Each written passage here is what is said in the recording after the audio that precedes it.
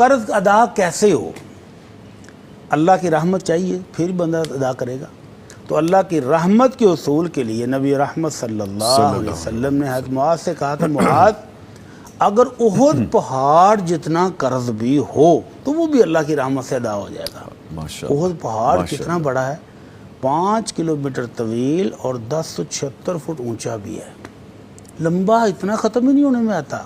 اور اللہ کے نبی صلی اللہ علیہ وسلم فرماتے ہیں کہ احد پہاڑ ہم سے محبت کرتا ہے اور یہ ہمارا بھی محبوب ہے۔ اس احد پہاڑ کے ساتھ تشبیہ دے کر کہا کہ اتنا طویل اتنا اونچا پہاڑ جتنا بھی قرضہ کسی پر ہو تو وہ بھی اللہ کی رحمت سے اتر جائے گا۔ لیکن اس سے قطعاً یہ مطلب مت لے لیا جائے کہ بندہ گھر میں بیٹھا وظیفے پڑھی جائے گا اور ہاتھ پاؤں نہیں لائے تو آسمان سے کچھ سونے کی بارش ہوگی اور اس کا قرضہ اتر جائے گا۔ ہمت کرے، اللہ کی رحمت شامل حال ہو جائے گی، جو وہ کوشش کرے گا وہ کامیاب ہو جائے گا۔